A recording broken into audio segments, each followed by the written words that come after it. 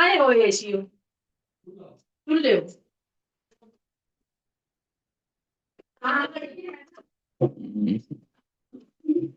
चलिए तो हमने जो था प्राणवायु स्रोतस के बारे में हमने पढ़ लिया था। हम अगला स्रोतस जो है जिसका नाम है अन्वय स्रोतस, ठीक है। शरीर स्थान नाइन्थ चैप्टर, शिशु शरीर स्थान नाइन्थ चैप्टर को हम कर रहे थे। जब बारी आती है भाई हमारा अन्वय स्रोतस की, ठीक है। अन्वय स्रोतस का मूल जो है वो क्या मान रखा है, तयोर मूलम अमाशयो अन्न वाहिन्याश धमनी, ठीक है। इसका मूल क्या बता रखा है, अमाशय और अनवाही धमनियां, ठीक है। अन्वय स्रोतस को विद होने पर हमारा लक्षण क्या है, ये बड़ा इंपॉर्टेंट है। विद्यस्य आदमान शूल अन्न द्वेष छर्दी, ये बिल्कुल आराम से निकल जाता है, ठीक है। आदमान है, शूल है, छर्दी है, ठीक है। ये बड़ा आराम से निकल जाता है। तो बचता क्या है हमारे पास इंपॉर्टेंट, पिपासा आंध्य मरणम। हमें लगेगा कि ये उदकवय स्रोतस का है, ठीक है। तो इसको हाईलाइट कर लेना, अ, इसको हाईलाइट कर लेना कि भाई पिपासा आंध्य मरणम, इसको गोला कर लेना, ठीक है। फिर आइए अगला, आप उदकवय स्रोतस। उदकवय स्रोतस में क्या है, क्या है इसका मूल, तयोर मूलम तालुक लोमच, ठीक है। इसको हाईलाइट कर लेना। अच्छा, ऊपर जो हमारा अन्वय स्रोतस है इसके साइड में लिख लेना, चरक ने कौन सा स्रोतस मान रखा है। चरक ने अन्वय स्रोतस का मूल क्या मान रखा है, आमाशय चरक का, ठीक है। आमाशय और प्लस वाम पार्श्व, ठीक है। ये चरक ने माना है अन्वय स्रोतस का मूल, ठीक है। जब उदकवय स्रोतस की सेम है, ठीक है, चरक का सेम है, सेम है सुश्रुत, ठीक है, चरक का सेम है, मतलब उन्होंने भी तालुक लो मान रखा है उदकवय स्रोतस, ठीक है। तो हमें अन्वय स्रोतस का ये पता चल गया, पिपासा अंध्य मरणम, ये किसका बोला गया है, ये अन्वय स्रोतस के लिए बोला गया है। आइए जरा अब आगे, उदकवय स्रोतस में क्या लक्षण मिलेंगे हमें, इंपॉर्टेंट लक्षण है। तत्र विद्यस्य पिपासा सद्यो मरणम। अब बताइए, पिपासा आंध्य मरणम किसका लक्षण है, अन्वय स्रोतस का। और पिपासा सद्यो मरणम किसका लक्षण है, उदकवय स्रोतस का। इन दोनों को गोला कर लेना, ठीक है, दोनों के दोनों इंपॉर्टेंट है ये। तो ये हमें पिपासा सद्यो मरणम जो है ये किसका है, उदकवय स्रोतस का। नाउ कम्स रसवय स्रोतस। रसवय स्रोतस जो है इसका लक्षण क्या है, तयर मूलम, क्या मूल बता रखा है, हृदय और रसवाही धमनियां, ठीक है। साइड में लिख लेना, चरक ने क्या मान रखा है रसवय स्रोतस का, चरक का है, चरक का लिख लेना, हृदय और 10 धमनियां, हृदय प्लस 10 धमनियां, ठीक है। फिर आइए आगे, इसमें लक्षण क्या होगा भाई, लक्षण इसका बड़ा सिंपल सा है रसवय स्रोतस का। तत्र विद्यस्य शोष प्राण वह विद्वत मरणम तत्लिंगानी। अब मैं इन सब मरण मरण को इनको कंपाइल करूंगा। देखो जरा भाई, यूपीए मतलब उदक वह है, प्राण वह और अन्न वह, तीनों में मरण लक्षण है। और इसके अलावा जो है हमारा भाई रसवय स्रोतस, इसमें भी मरण लक्षण हमें देखने को मिलता है। आइए जरा अब अगला, रक्तवय स्रोतस। रक्तवय स्रोतस जब बारी आती है, बेटा रक्तवय स्रोतस की जब बारी आती है, तो रक्तवय स्रोतस का मूल क्या बता रखा है, यकृत प्लीहानो रक्तवाहिन्याश धमनियां, ठीक है। यकृत प्लीहा और रक्तवाही धमनियां। चरक ने बाकी सेम बताया, यकृत प्लीहा, चरक ने सिर्फ यकृत और प्लीहा बताया है, रक्तवाही धमनियां नहीं बताई, ठीक है। तो चरक यकृत और प्लीहा, ठीक है। यकृत और प्लीहा किसका बता रखा है, रक्तवय स्रोतस का मूल बता रखा है, ठीक है। आइए जरा अब आगे, अगला हमारा इसमें लक्षण क्या मिलता है, विद्यस्य, इसका बोला विद्य, तत्र विद्यस्य, वेरी वेरी वेरी इंपॉर्टेंट, श्यावांगता जोरो दाह पांडुता शोणित आगमनम रक्त नेत्रता, जो सारे के सारे लक्षण जो हैं ये कैसे हैं, ये आपके पित्त वाले हैं, ठीक है। तो ये किसके हैं? हमारे रक्त व स्रोतस के। फिर आइए अगला आपका आता है मांस व स्रोतस। मांस व स्रोतस का मूल क्या बता रखा है, इसको हाईलाइट कर लेना। तय और मूलम स्नायु त्वक रक्त वाहिनियां धमनियां। चरक ने रक्तवाही धमनियों को छोड़ के सेम यही बता रखा है। तो चरक का अगर मैं बोलूं कि मांस व स्रोतस का मूल क्या बताया चरक ने, भाई स्नायु त्वक, स्नायु और त्वक, ठीक है, स्नायु और त्वक। तो आइए जरा अब आगे मांस व स्रोतस के, ठीक है, इन्होंने क्या मूल बता रखा है, स्नायु त्वक। और इसके विद्ल होने पे लक्षण क्या है, शब्यथु मांस शोष शिरा ग्रंथो मरणम। अब मरण फिर से आ गया, तो इस मरण मरण को गोला कर लेना, ठीक है। मरण किस किस का है, यूपीए प्लस रस प्लस मांस व स्रोतस का। अब आइए आगे, भाई मेदो व स्रोतस, मेदो व स्रोतस का मूल क्या बता रखा है, गोला कर लेना इसको। भाई कवि तयोर मूलम कटिवृक्कोच, ठीक है। कटिवृक्क इसका मूल है। चरक ने क्या मूल बताया है इसका, बीबी, मतलब वृक्क बहा बहन। चरक का है वृक्क और बपा बहन।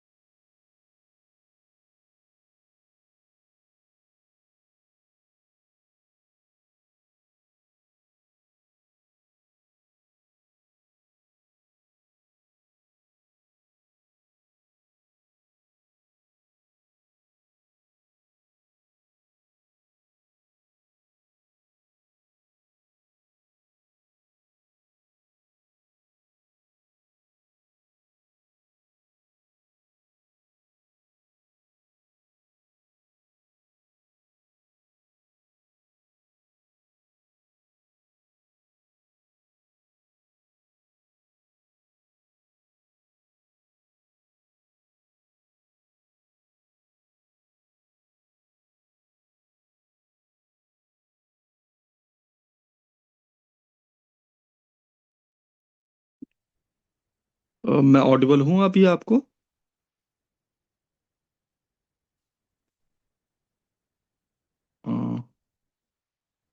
M I audible? Hello dear. Yes sir. अच्छा, और ये बुक भी दिखाई दे रही है बराबर से? नहीं सर, सर बुक नहीं दिखाई दे रही है। बुक नहीं दिखाई दे रही है?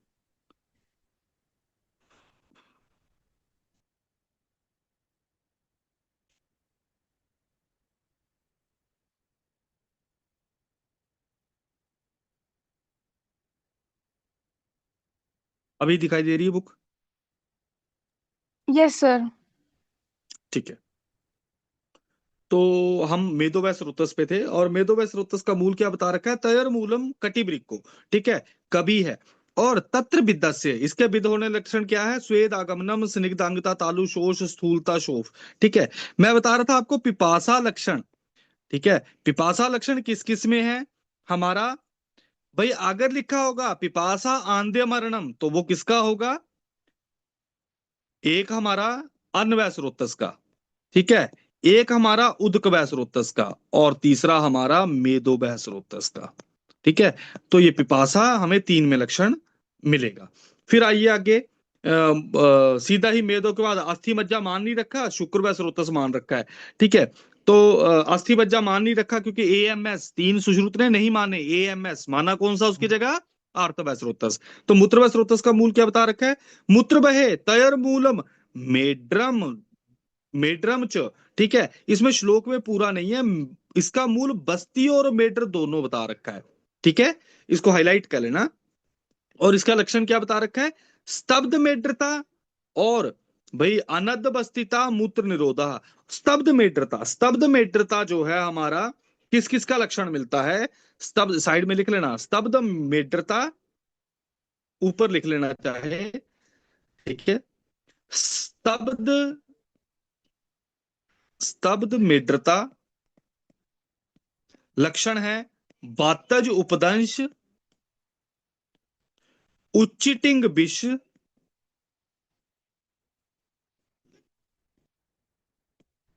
उच्चिटिंग एक कीड़ा है, ठीक है, इसको पढ़ेंगे हम, ठीक है।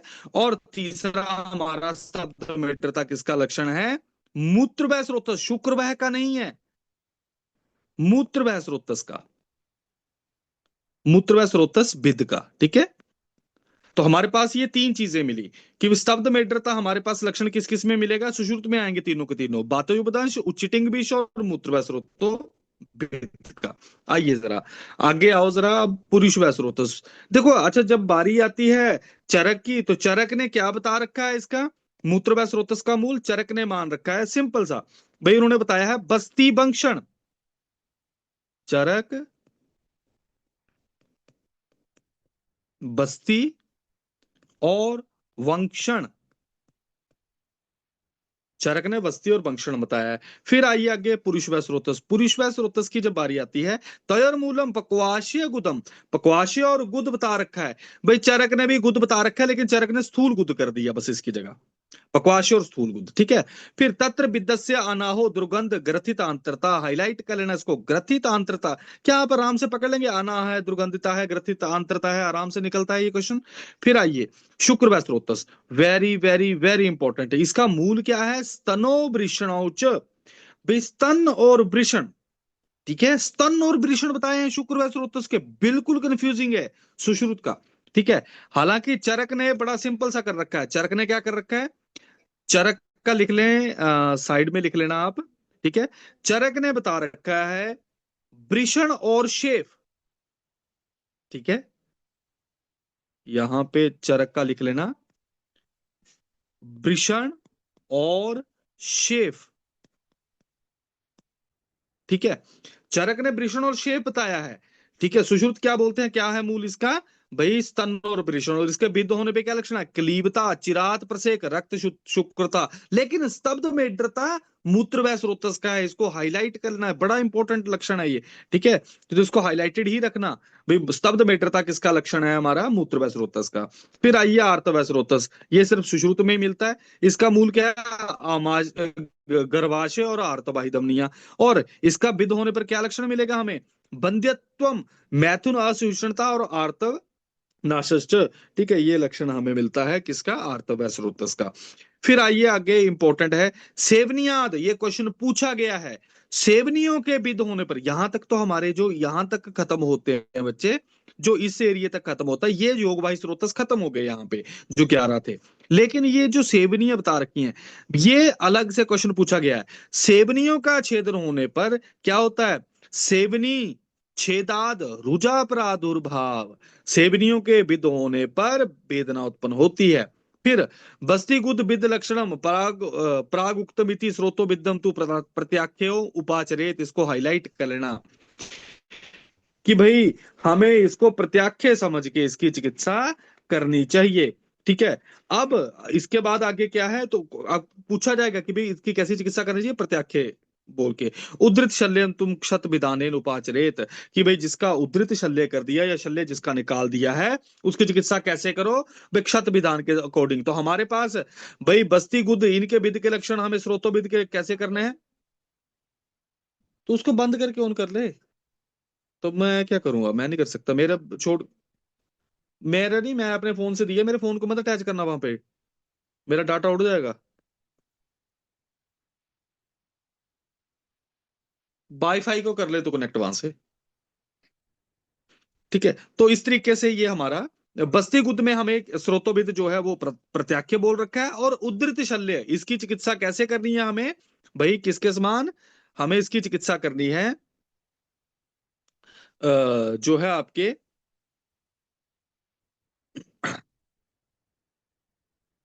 उदरी शल्य की क्षत विधान के अकॉर्डिंग। अब इंपॉर्टेंट आता है अगला पॉइंट, ये याद रखना, मूलियां खाकर स्रोतस खुल गए हैं। मूलात खादांतरम देहम प्रसृतम तब अविवाहियत स्रोतस तद इति विज्ञेयम शिरा धमनी वर्जितम। इसको हाईलाइट कर लेना, वेरी वेरी वेरी इंपॉर्टेंट, कि मूलियां खा के, याद रखना ये रेफरेंस पूछा जाएगा। देखो उसमें पंच पंच पंच वाला रेफरेंस सुबह हमने पढ़ा, धमनी के संदर्भ में आ रखा है, और मूलियां खा के कौन से वाला है भाई, हमें स्रोतों के बारे में बोल रखा है। ठीक है, स्रोतदिति विज्ञेयम शिरा धमनी भर्जितम। ठीक है, इसको स्रोतस बोला जाता है। ठीक है, तो इसको हाईलाइट कर लेना, इस तरीके से स्रोतस हमारे खत्म होते हैं। इसके अलावा कुछ चीजें अष्टांग हृदय की बेटा आप लिख लेना, अष्टांग हृदय। ठीक है, अष्टांग हृदय, अष्टांग हृदय का पहला पॉइंट लिखना, स्रोतस दो प्रकार के, दृश्य और अदृश्य। ठीक है, जो दृश्य है, ओहो, जो दृश्य है, ठीक है,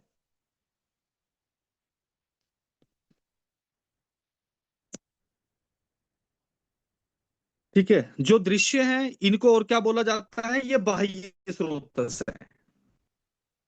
ठीक है, दृश्यों को और क्या बोला जाता है, बाह्य स्रोतस।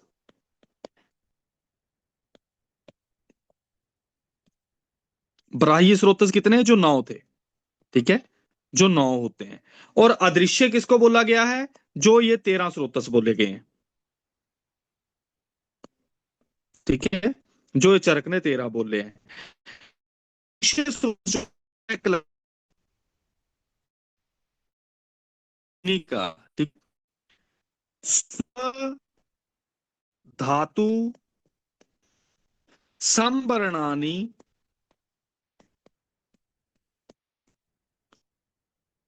वृत्त स्थूल अणुनी स्थूलानी अणुनी। ठीक, और आगे दीर्घ आकृति प्राण सदृशा, दीर्घ आकृति प्रतान।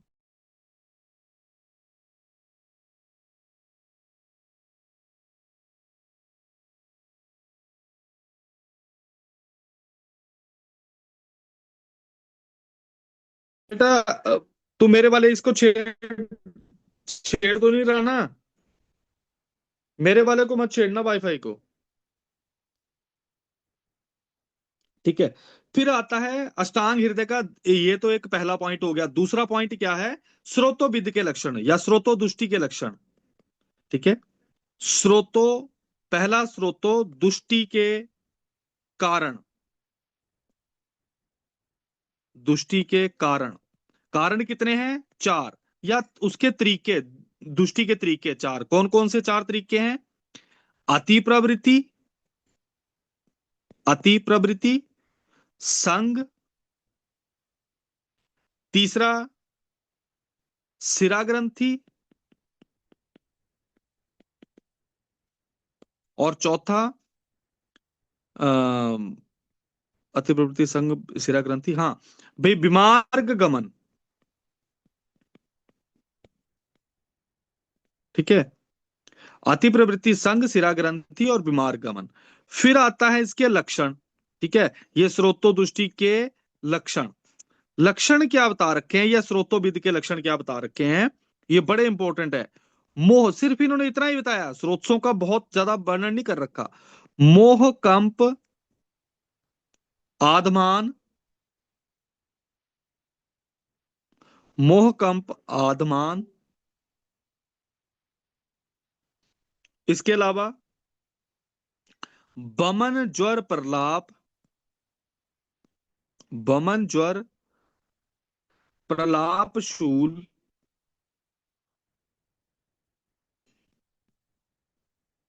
ठीक है, मलरोध, मूत्ररोध और मृत्यु।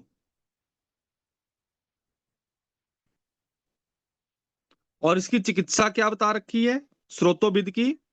सद्य क्षत के समान। तो स्रोतोविद की सामान्य बस इतनी सी बात लिखी है सुश्रुत अष्टांग हृदय में कि भाई स्रोतों के बारे में, दृश्य स्रोतस होते हैं, अदृश्य स्रोत, दृश्य बाह्य जो स्रोतस है जो हमने पढ़ भी रखे हैं ना, अदृश्य स्रोतस 13 है। स्वधातु संवरणानी, वृत्त स्थूल अणुनी, दीर्घाकृति, प्रतान सदृशा, ठीक है। स्रोतो दृष्टि के प्रकार या फिर उसकी किस टाइप की होती है, अति प्रवृत्ति हो जाएगी, संग हो जाएगी, सिरा ग्रंथि या बीमार गमन। लक्षण क्या है? मोह, कंप, आदमान, बमन, ज्वर, प्रलाप, शोल, शूल, मल रोध, मूत्र रोध और मृत्यु। और चिकित्सा सद्य क्षत के समान करते हैं, ठीक है। ये इस तरीके से आपका स्रोतों का ये खत्म होता है सीक्वेंस, ठीक है। मैं कोई और चीज छोड़ी तो नहीं है इसमें? तरीके से हमारा चैप्टर है। हमने पढ़ा क्या इसमें स्रोतों में? मैं फिर से आपको द्वारा से एक बार छोटा सा रिकैप करा देता हूँ। प्राणवायु स्रोत, इसका मूल क्या है? हृदय और रसवाई धमनियां, ठीक है। और इसके विद होने पे लक्षण क्या थे? विद होने पे इसके लक्षण थे भाई आपका, विद होने पे लक्षण क्या था इसका कि भाई आक्रोशन, विनमन, मोहन, भ्रमण, बेपन और मरण, ठीक है। भाई पिपासा, आंध्य मरणम किसका है? अन्नवाय स्रोत। मूल क्या है इसका? भाई अमाशय और अन्नवाही धमनियां। फिर दूसरे नंबर पे आता है कि भाई उदकवास स्रोतस, इसका क्या है? तालुकलोम। और इसका लक्षण क्या है? पिपासा, सद्यो मरणम। फिर आता है रसवाय स्रोतस। रसवाय स्रोतस का मूल क्या है? हृदय और आपकी रसवाही धमनियां। और भाई हृदय और रसवाही इनका स्रोत, उसका मूल एक ही है, ठीक है।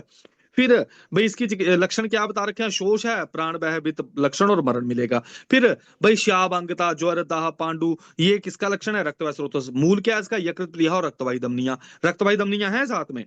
फिर हमारा आता है मांसवाही स्रोत। इसका मूल क्या है? स्नायु त्वक प्लस रक्तवाही धमनियां। इसमें क्या मिलेगा? मांस में शोष मिल जाएगा, भाई शोथ मिल जाएगा, सिरा ग्रंथि लक्षण मिलता है और मरणम लक्षण मिलता है। फिर मेदोवय स्रोतस। मेदोवय स्रोतस का मूल क्या है? मेद सुश्रुत का क्या है? कभी चरक की बीवी मोटी है, मतलब ब्रिक और बपा बहन चरक ने बताया है और सुश्रुत बोलता है कभी मोटा है, ठीक है। तो कटी ब्रिक सुश्रुत मानते हैं। फिर इसके विद का लक्षण क्या है? स्वेदागम होगा, दुर्गंधता आएगी, तालुशोष है, ठीक है, स्निग्धांगता है और इंपॉर्टेंट है पिपासा। मूत्र स्रोतस क्या मूल बता रखा है? भाई आपका मेड्रो और बस्ती। लेकिन बस्ती और बंक्षण किसने बताया है? चरक ने, ठीक है। फिर इसका विद होने पे लक्षण क्या बताया उन्होंने? स्तब,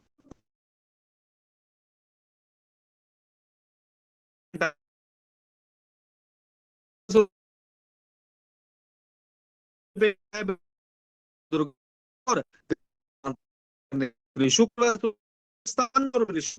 हालांकि भाई चरक ने क्या बता रखा? स्तन और दूसरा, सॉरी, वृषण और दूसरा शेफ, ठीक है। इसका मूल क्या, इसका लक्षण क्या मिलेगा? क्लीबता, चिरात, प्रसेक, रक्त शुक्रता। याद रखना, स्तब्ध, मेटता, मूत्र का है, इंपॉर्टेंट है, इसको बंदे लगाएंगे शुक्र व स्रोतस ही, लेकिन आपने ध्यान रखना है ये, ठीक है।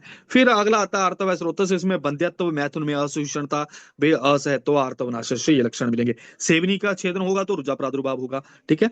आइए जरा अब नेक्स्ट चैप्टर पे, जिसका नाम है गर्भिणी व्याकरण शरीर अध्याय, जो सबसे अंतिम अध्याय है। जब दोस्तों गर्भिणी व्याकरण शरीर अध्याय की बारी आती है, ठीक है, तो हम इस चैप्टर में, ओहो, ठीक है, हम इस चैप्टर को करने से पहले मैं आपको कुछ एक चीजें लिख देता हूं, ठीक है। जस्ट अ मिनट,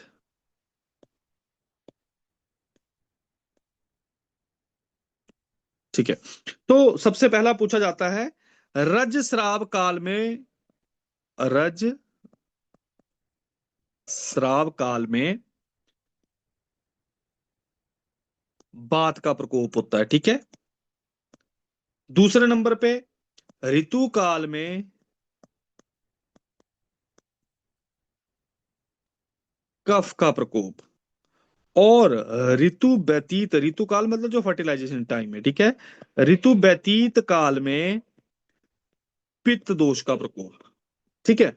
ये तीन चीजें आपको याद रखनी है। ठीक है, ये तीनों की तीनों चीजें, रसराव काल में बात का प्रकोप होता है, ऋतु काल में जो है कफ, ऋतु व्यतीत काल में पित्त का प्रकोप होता है। आइए जरा, सबसे पहला आता है श्लोक कि गर्भिणी को कैसे कपड़े पहनने हैं। बोला गर्भिणी प्रथम दिवसात प्रभृति नित्यम, बोला पहले दिन से उसको कैसे रहना चाहिए, प्रहृष्टा शुचि अलंकृता शुक्ल वासना। ठीक है, कि कपड़े कैसे डालो, सफेद सफेद कपड़े डालो, फिर शांति मंगल देवता ये सारा कुछ करो भाई, मलिन मुलिन चीजों से, दूरदर्शन दुर्गंध वाली चीजों से, इनसे दूर रहो। ठीक है, फिर शुष्कम परियुषितम कुथित क्लीन अन्नम च अनन्नम ना उपपिंजित, ना क्लीन खाना है ना भाई, भाई खाना नहीं भी, बिल्कुल ऐसा भी नहीं करना है हमें। भाई निष्क्रमणम, बाहर घूमना बंद मना कर रखा है। शून्यागार, भाई खाली जगहों पे, शमशान पे, वृक्ष, इन सारी जगहों पे, क्रोध भय संकराश्रय, इन सारी जगहों पे हमें नहीं जाना है। ठीक है, फिर ओहो मेरी बुक शो नहीं हो रही है, जस्ट अ मिनट को बोल देते पहले। एक्चुअली छोड़ जा रहा है, पता नहीं क्यों यहाँ पे घर पे सिग्नल थोड़ा दिक्कत आ रही है मुझे। अभी शो हो रही है मेरी बुक,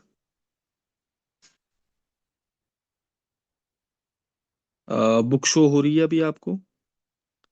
यस सर। ठीक है, चलिए। तो इन सारी चीजों को उन्होंने मना करने को बोल दिया है। ठीक है, अब मना करने को बोला है, यहां से शुरू होती है एक कहानी अलग सी। भाई कैसी चीजें, ये इसको ना, इस श्लोक नंबर 2 को ना सेकंड लास्ट, ये मैं जो मार्क कर रहा हूं, कैसी चीजें बेटा इन्होंने खाने को बोल रखी हैं। ठीक है भाई, नाचा भीक्षणम तेल अभ्यंगम उत्सादनानि निषेवेत, कि भी बड़ा भाई बार बार आपने तेल अभ्यंग उत्सादन नहीं करना है। इंपॉर्टेंट, हृदय द्रव मधुर प्रायम स्निग्धम दीपनी संस्कृतम च भोजनम भोजेत, कैसा भोजन देने को बोल रखा है, हृदय प्राय आहार, फिर भाई द्रव आहार, फिर भाई मधुर प्राय आहार, फिर स्निग्ध दीपनीय, ऐसे आहारों का खाने को बोल रखा है। ठीक है, फिर आइए, इन्होंने गर्भिणी को आप अलग अलग यहाँ पे बता रखा है। इसके बाद हम आसान मासिक पढ़ेंगे। ठीक है, मैं चरक की आपको साइड में लिखवा दूंगा। ठीक है, सबसे पहला आता है आपका, भाई क्या बता रखा है इन्होंने, सबसे पहले विशेष तस्तु गर्भिणी प्रथम द्वितीय तृतीय मासेशु, बोला ये भाई ये क्या बता रखा है आपका, कि भाई विशेष करके बोला गर्भिणी को पहले दूसरे और तीसरे मास में कैसा आहार खाने को बोल रखा है, इसको हाईलाइट कर लेना, मधुर शीतल द्रव प्राय आहार उपसेवित, कि भाई मधुर शीतल और द्रव प्राय आहार खिलाओ पहले 3 माह। ठीक है, ऊपर हमने कैसा आहार पढ़ा ये वाला, अच्छा, हृदय द्रव मधुर प्राय और स्निग्ध दीपनी, ऐसा भोजन खाना है। यहाँ पे क्या बोल रखा है, मधुर शीत और द्रव आहार खिलाओ पहले 3 महीने। विशेष तस्तु तृतीय षष्ठी कोदरम पैसा बोझेत, विशेष करके तीसरे मास में क्या गिराओ, बोले 60 षष्ठी चावल, मतलब जो हमारे पैदा होते, जो हमारी दानी लगती है। ठीक है, 60 दिनों में होते हैं ना तैयार, षष्ठी ओदनम पैसा भोजेत, दूध के साथ सेवन करो। दूसरा, चतुर्थे ददना, चौथे मास में हमें दही के साथ खाओ। पंचमे पैसा, 5वें में फिर से भाई दूध के साथ सेवन करो। षष्ठे सर्पिशा, श से षष्ठी, स से सर्पी, च इति एके, ये सुश्रुत नहीं बोलते हैं, बोलते हैं ये कोई और आचार्य बोलते हैं। सुश्रुत क्या बोलते हैं कि पहले 3 महीने सिर्फ मधुर शीत और द्रव प्रायाहार खिलाओ। आओ जरा, अब चौथे महीने में क्या करना है, चौथे महीने में बताया है, चतुर्थे पयो, पयो बोलते हैं दूध को, नवनीत बोलते हैं मक्खन को, संश्लिष्ट आहारम, और दूसरी चीज क्या बताई है, जांगल मास रहितम मास सहितम हृदय अन्नम, तीसरा च भोजेत। तो बताइए पहले पहली के चौथे मास में क्या क्या चीजें बताई, एक नंबर पे पयो नवनीत, ठीक है, दूसरे नंबर पे जांगल मास, तीसरे नंबर पे हृदय अन्न। क्वेश्चन पूछे जाते हैं कि भाई ये कौन से मास में दे दिया जाता है, जांगल मास सेवन कौन से मास में बताया है, भाई हमारे चौथे मास में। ठीक है, फिर आइए आगे, 5वें मास में क्या करना है, भाई पंचमे, 5वें में कौन सी चीजें बताई हैं, क्षीर सर्पी संश्रिष्टम, इसको हाईलाइट कर लेना, पंचमे क्षीर सर्पी संश्रिष्टम। फिर 6वें में क्या बता दिया इन्होंने, 6वें में क्या, षष्ठे, श से षष्ठा, श से शौदष्ट्रा सिद्ध घृत, गोला करना, स्वदष्ट्रा सिद्ध या गोक्षूर से सिद्ध घृत, 7वें मात्रा पाएद यवागुंबा। तो भाई 2 चीजें सेवन करने को बोलनी है इन्होंने, पहला घृत का, दूसरा यवागु का। ठीक है, ये 2 चीजें 6वें मास में बताई हैं कि शौद अष्टासित घृत का भी सेवन करो और शौद अष्टासित यवागु का भी सेवन करो। फिर आइए सातवां मास। सातवें मास में क्या बता दिया, फिर से सातवें मास में क्या बताया है, देखो, सप्तमे सर्पी पृथक या सिद्धम, कि सातवें में पृथक सिद्ध दूध का सेवन करो, तो हमारे पास सॉरी घृत का सेवन करो। ठीक है, हमारे पास ये 7 मास तक का सीक्वेंस क्लियर हो गया। पहले मास में क्या करने को बोला है दोस्तों, पहले मास में हमारे पास भाई पहले 3 मासों में मधुर शीतल और द्रव आहार खिलाओ। चौथे मास में क्या कराओ, पहला पयोनवनीत का सेवन कराओ, दूसरा जांगल मास रस सेवन कराओ, तीसरा नंबर पे हृदय अन्न का सेवन कराओ। पांचवें में भाई अकेला क्षीर घृत का सेवन कराओ। 6वें में श्वंद अष्टासिद्ध घृत और यवागु, श्वंद अष्टासिद्ध यवागु इन दोनों का प्रयोग करा सकते हैं। और 7वें में पृथक परिणित घृत का। अब आइए जरा अष्टम मास में। अष्टम मास में वेरी इंपॉर्टेंट, ठीक है, क्या बताया, अष्टमे भद्र ओदकेन बला अति बला, याद रखना भद्रोदक के साथ या भद्र इसके बाला जो है, हमें भाई यहाँ पे बस्ती का प्रयोग करने को बोल रखा है, अस्थापन बस्ती का। ठीक है, दधी मस्तु तेल लवण मदन मधुघृतम मिश्रेण आस्थापित, मिल गया आपको, कि भाई 8वें मास में हमें भद्रोदक बला अति बला इन सबको मिलाकर भाई हमें क्या करना है, हमें कराना है उसको अस्थापन। देखो क्यों, पुराण पुरुष शुद्धार्थम और दूसरा अनुलोमार्थम च वायु। तो क्वेश्चन आपको पूछा जाएगा इस ढंग से कि भाई क्या लाभ होगा स्थापन से, एक पुराण पुरुष की और दूसरा अनुलोमन होगा किसका, वायु का। फिर आइए आगे, इसके बाद आगे क्या बता रखा है इन्होंने, तथा पयो मधुर क्षाय सिद्धेन तेलम अनुवासे, तो उसके नंबर पे दूसरे नंबर पे क्या करना है, पे दूध और मधुर औषधियों से सिद्ध तेल से अनुवासन बस्ती दो। फिर अनुलोम्यम ही वायु सुखम प्रसूयते निरुपद्रवा च भवती, बोला बात अनुलोमन हो जाए उसके बाद भाई आराम से उस प्रसूता हो जाती है। तो 8वें मास में हमें पहले तो ये कराया कि अस्थापन बस्ती, दूसरे नंबर पे अनुवासन बस्ती करने को बोल रखा है। ठीक है, फिर भाई इससे होगा क्या, भाई एक तो अनुलोमन होगा वायु का और बढ़िया से बच्चा पैदा हो जाएगा।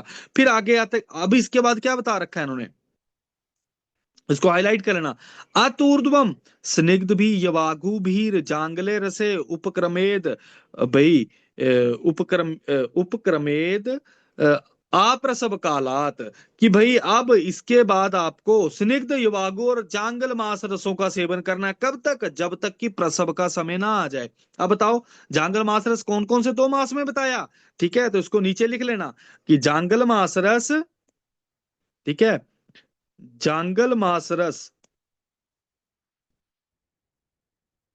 कौन से 2 मास में, 4th में और 8th मास में बताया है। ठीक है,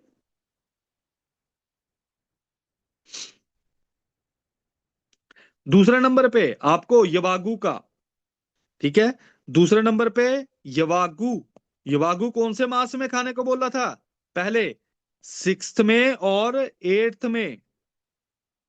ठीक है, 6th में अकेली शोधस्ट्रा सिद्धि यवागु थी, यहां पे 8th में स्निग्ध यवागु है। ठीक है, कैसी यवागु बता रखी है, स्निग्ध यवागु। ठीक है, ये यवागु का पान सुश्रुत ने बताया है। ठीक है, चरक, साइड में लिख लेना चरक, यवागु पान 8th मंथ में, सुश्रुत ने 6वें और 8वें में बोला है, चरक बोलता है 8th मंथ में। फिर और लिखो, बस्ती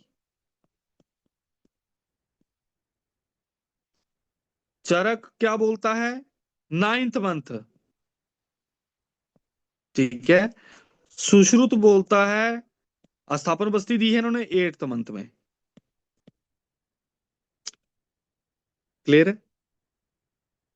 चरक ने अनुवासन बस्ती दी है, सुश्रुत ने भाई हमारी कौन सी वाली बस्ती दे रखी है, भाई स्थापन बस्ती 8वें में। ठीक है, साइड में लिख लेना चरक वाला भी, चरक,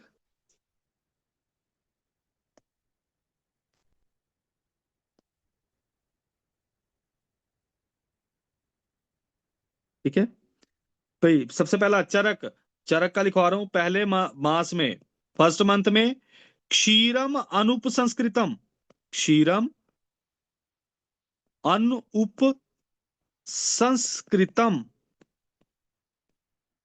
ठीक है, दूसरे मास में क्षीर मधुर औषधि सिद्ध, मधुर औषधि सिद्ध। ठीक है। थर्ड में तीन चीजें हो जाएंगी।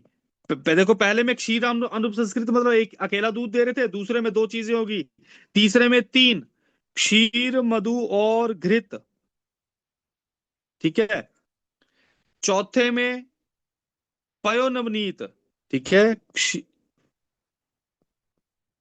क्षीर प्लस नवनीत। नवनीत बोलते हैं मक्खन को, कितनी मात्रा में? एक अक्ष मात्रा में। ठीक है। पयो नवनीत। नवनीत बोलते हैं मक्खन को, ठीक है, इसको मक्खन भी बोलते हैं। ठीक है। आइए जरा पांचवें मास में फिर से, भाई पांचवें मास में क्या करेंगे, वही जो सेम है सुश्रुत, क्षीर घृत का प्रयोग। सिक्स्थ मास, सिक्स्थ मंथ में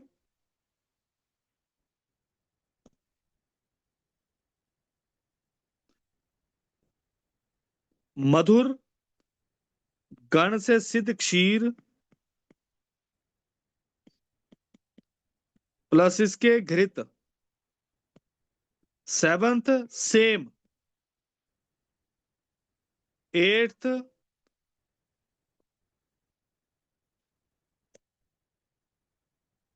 ठीक है, एट्थ मंथ में क्षीर यवागु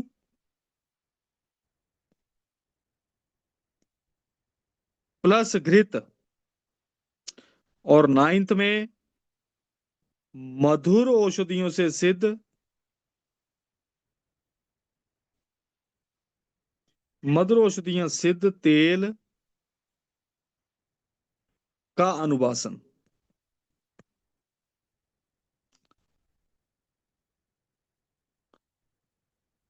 ठीक है। तो इन्होंने सिर्फ मधुर औषधि से तेल की अनुवासन बस्ती बताई है। पहले मास में क्षीर अनुप संस्कृतम, दूसरे मास में दो चीजें आ गई, क्षीर और मधुर औषधियां, तीसरे मास में तीन चीजें, क्षीर मधु और घृत, चौथे में क्षीर नवनीत, भाई अक्ष मात्रा में प्रयोग करना है, पांचवें में अकेला क्षीर घृत, छठवें में भाई मधुर औषधि से सिद्ध क्षीर और घृत का सेवन, सातवें में सेम बता रखा है, आठवें में भाई हमारा क्षीर यवागु और घृत, और नौवें में मधुर औषधि से सिद्ध तेल की अनुवासन बस्ती देने को बोला है। ठीक है। तो ये मासानुवासिक परिचर्या हमारी खत्म होती है। आइए जरा अब आगे, भाई इन्होंने कहा क्या बोल रखा है, अब हाईलाइट करना। भाई नवमे मासी सूतिकागारम ए नाम प्रवेशते, कि भाई अब नौवें मास में आपको भाई सूतिकागार में घुसा देना चाहिए बंदों को। ठीक है।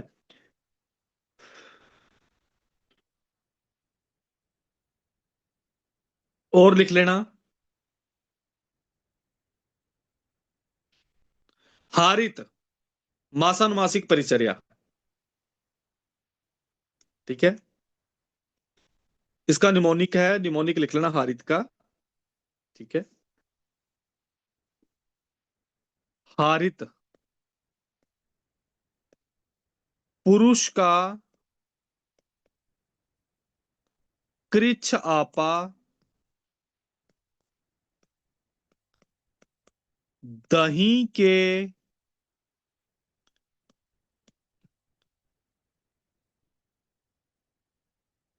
घृत पूरक में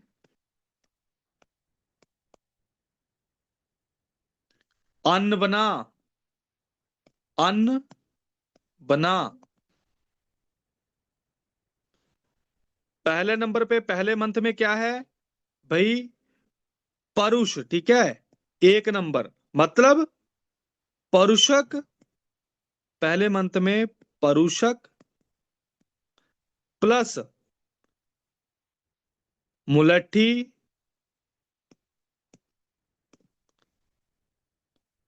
प्लस नवनीत मतलब मक्खन प्लस मधु प्लस क्षीर, पहले मंथ में। ठीक है। भाई परुष से परुष वाला है। ठीक है। अब दूसरे मंथ में, ये दूसरा मंथ का से मतलब काकोली प्लस शहद, तीसरे में कृच्छ से कृष्णा,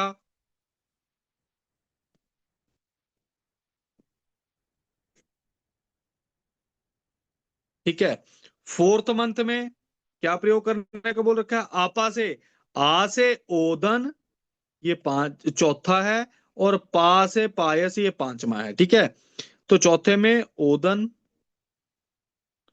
और पांचवा पायस, ठीक है। छवें मंथ में दही, दही से मतलब क्या है भाई, मधुर दधी, ठीक है, मधुर दही। फिर सेवंथ मंथ में क्या है, घृत से घृत खंड, ठीक है। तो ये छेमा, सॉरी, ये छेमा है, तो ये सातवां हो गया घृत से। फिर पूरक, मतलब आठवें मास में घृत पूरक सेवन करना है। और नाइन्थ मंथ में अन्न, विविध अन्न सेवन करने को बोल रहे हैं। नाइन्थ मंथ में विविध अन्न, ये हारित ने बताया है। क्लियर है। परुष का कृच्छ आपा दही के घृत पूरक में अन्न बना। परुषो कमलेठी नवनीत मधु क्षीर, ये पहले मास में। दूसरे मास में ककोली प्लस शहद का। तीसरे मास में कृष्णा और ओदन और पायस, मधुर दही, घृत खंड, है ना। घृत खंड आ जाता है, फिर घृत पूरक आ जाता है, और विविध अन्न आ जाता है। भेल, ठीक है। इसके अलावा भेल पहले 3 मंथ नहीं बताया, ठीक है। फोर्थ मंथ में क्षीर नवनीत,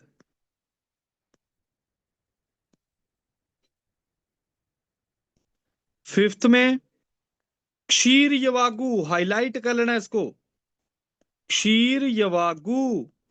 भाई चरक ने कौन से मास में बताया था क्षीर यवागु, आठवें में, ठीक है। छवें नंबर पे आता है आपका, छवें मंथ में क्षीर सर्पी, बिल्कुल उल्टा फुल्टा है इनका, क्षीर सर्पी। और सेवंथ मंथ में दधि उद्श्वित, ये भेल का लिखवा रहा हूं, दधि प्लस उद्श्वित। एट्थ मंथ में क्षीर सर्पी, फिर से छवें और आठवें दोनों में सेम है। और नाइन्थ मंथ में मधुर औषधियों से सिद्ध तेल की अनुवासन, मधुर औषधि सिद्ध अनुवासन। क्लियर है। तो पहले 3 मंथ का नहीं बता रखा। फोर्थ मंथ में भेल ने क्षीर नवनीत का सेवन, फिफ्थ में क्षीर यवागु।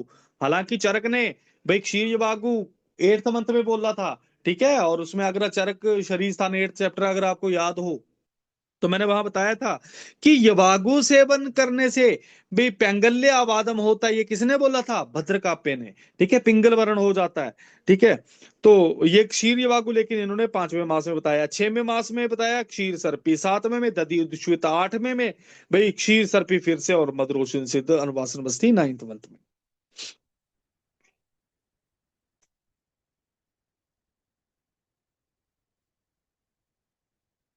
ठीक है।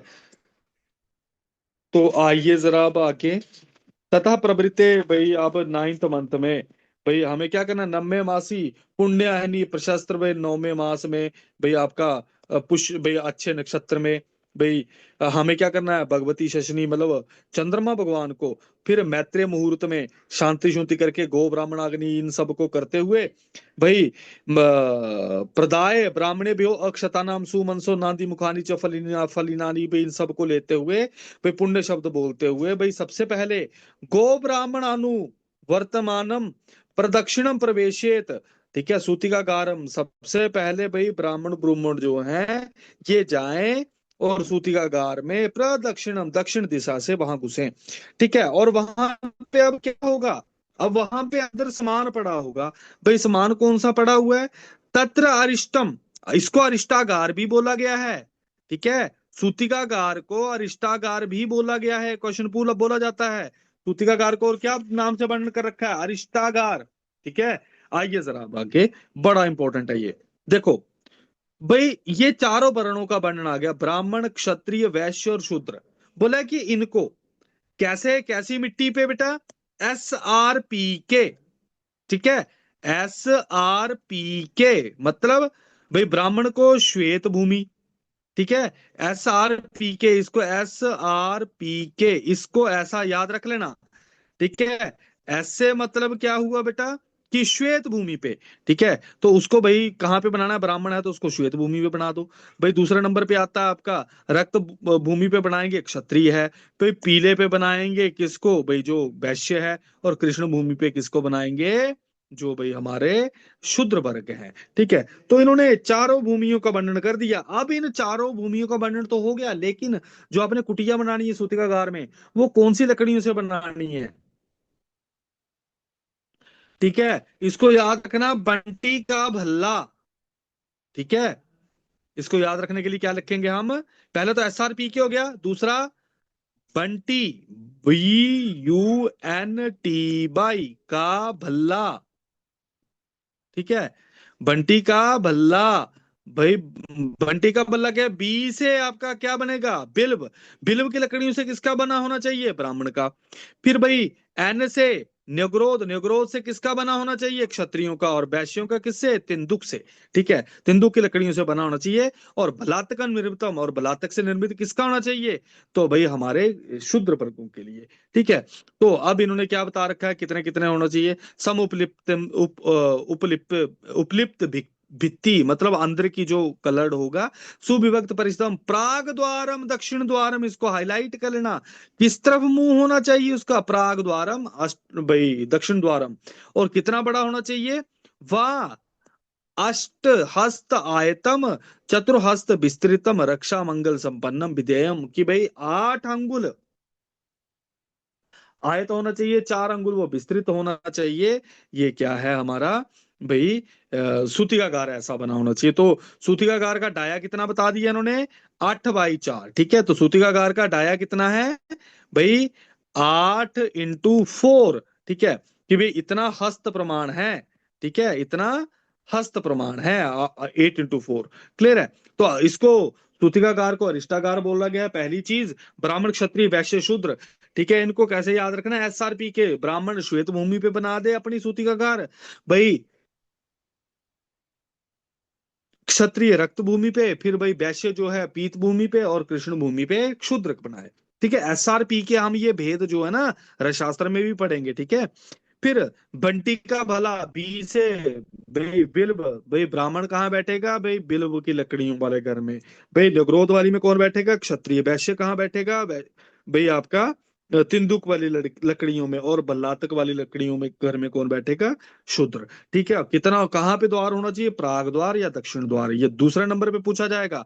कि भाई प्रमाण कितना है इसका, 8 प्रमाण या चतुर्हस्त प्रमाण। ठीक है, फिर आइए आगे, ये प्रजाइनी का रेफरेंस, ये रेफरेंस को आप रट लेना। ठीक है, ये आपको बार बार पूछा जाता है। क्या, जाते ही शिथिले कुक्षो मुक्ते हृदय बंधनम सशूले जगने नारी गया सातु प्रजाइनी। ठीक है, जिसको शूल युक्त भाई होगा। ठीक है, भाई जाते ही शिथिले कुक्षो, तो पहला क्या है बता रखा है इन्होंने, कि बंदे की कुक्षी शुतुल मतलब स्त्री की कुक्षी शुतुल होगी, दूसरा नंबर पे मुक्ते हृदय बंधने, और तीसरा सशूल जगने नारी। इसको क्या समझना चाहिए हमें, प्रजाइनी। ठीक है, प्रजाइनी मतलब जो अभी प्रसूता होने वाली है। तो प्रजाइनी के लक्षण क्या है, जाते ही कुक्षलो, तो शिथिले कुक्षो। ठीक है, मुक्ते हृदय बंद ने। फिर आगे क्या बता रखा है इन्होंने, सशूले जगनी नारी, जगने नारी गया सातु प्रजाइनी। ठीक है, प्रजाइनी के बाद आगे क्या है, अब उपस्थित प्रसवा के लक्षण बता दिए सीधा ही। उपस्थित प्रसवा के लक्षण क्या है, तत्र उपस्थित प्रसवाया क्या होगा, कटी पृष्ठ प्रति समन्ताद वेदना, बोला कटी पृष्ठ में कॉन्टिन्यूटी में वेदना होगी। आगे भवती अभीक्षणम, भाई बार बार पुरुष प्रवृत्ति मूत्रम प्रसीच्यते, कि बार बार स्टूल करने की इच्छा, क्योंकि भाई नीचे प्रेशर दे रहा होता है। और योनि मुख आश्लेषमा च, हाईलाइट कर लेना। ठीक है, योनि मुख में इन्होंने श्लेष्मा बता रखा है। तो भाई उपस्थित प्रसवा, जो भाई डिलीवरी अब होने वाली है। ठीक है, भाई एक तो प्रसूता होने वाली है, उसको प्रजाइनी बोला गया। ठीक है, अब लेबर की ये थर्ड स्टेज पे आ गई है, ठीक है। तो उसको हम क्या समझेंगे, उपस्थित प्रसवा। उसको क्या, कटी पृष्ठ पृष्ठ प्रति समन्ताद वेदना, भाई कटी और पृष्ठ में कॉन्टिन्यूटी में पेन हो रही। दूसरा नंबर पे मूत्र पुरुष अप्रवृत्ति, ठीक है, और मूत्र पसीचते। और तीसरा भाई योनि मुख में श्लेष्मा, ठीक है। ये उपस्थित प्रसवा के लक्षण है। फिर आइए आगे, अब उपस्थित प्रसवा के बाद भाई अब क्या, कितनी स्त्रियां होनी चाहिए। देखो, जब बारी आती है सुश्रुत की, तो सुश्रुत ने कितनी स्त्रियां मान रखी हैं भाई, सुश्रुत ने वहां पे भाई जो है हमारी 4 स्त्रियां मान रखी हैं, ठीक है। फिर आइए जरा सबसे पहले इसमें जो है हम देखते हैं भाई क्या क्या करना है। देखो, प्रजन्य प्रजनीय प्रजनिष्यामान माणाम, ठीक है, कृत मंगल स्वस्ति वाचनम, कि भाई मंगल स्वस्ति वाचन कर लिया। फिर कुमार प्रवृताम पुन्नाम फलम हस्तम स्वभ्यक्तम उष्णोदकम परिशक्तम, ठीक है, कि भाई उष्ण जल से उसको, स्त्री को नहला दो। और यवागु अकंठ पाएत, इसको हाईलाइट कर लेना। क्या पीने को बोल रखा है, अकंठ। वेरी वेरी वेरी इंपॉर्टेंट, यवागु को अकंठ पीने को बोला है, ठीक है। यवागु को आकंठ पीने को बोल रखा है। तो इसको गोला कर लेना इसको, कि भाई यवागु का कंठ पीने को बोल रखा है। और इसके आगे क्या है, तथा कृत उपधाने मृदु विस्तीर्ण शयने, ठीक है। अब इसको कैसे जगह पे रख दो, इसको मृदु जगह पे रख दो जहां पे भाई बिस्तरा बुस्तरा आपने लगा रखा है, ठीक है। अभुग्नम शक्ति उत्तान, भाई हमें ऐसी करके भाई चतस्रा स्त्रिया, ठीक है। कितनी स्त्रियां बता रखी हैं ये भाई, 4 स्त्रियां, ठीक है। गोला कर लेना इसको, कितनी स्त्रियां, साइड में लिख लेना, चरक ने अनेक स्त्रियां बताई हैं, ठीक है। साइड में लिख लेना, चरक, चरक अनेक स्त्रियां, ठीक है, अनेक स्त्रियां। और सुश्रुत ने 4, ठीक है। चरक अनेक स्त्रियां और सुश्रुत 4 मान रखी हैं, ठीक है। फिर आइए आगे भाई, प्रणीत वैसा प्रजनन कुशला, ऐसी भाई हमें प्रचार के चाहिए, ठीक है। इसके आगे कितना टाइम लगेगा, कल इसको खत्म करना है एक्चुअली, कल ना, चलो कल इसको खत्म कर देंगे, आज इतने पे यहीं पे स्टॉप कर देते हैं, ठीक है। इसके आगे की कहानी हम कल करेंगे, ठीक है। तो आज के लिए इतना ही, till then take care, bye bye, have a good day.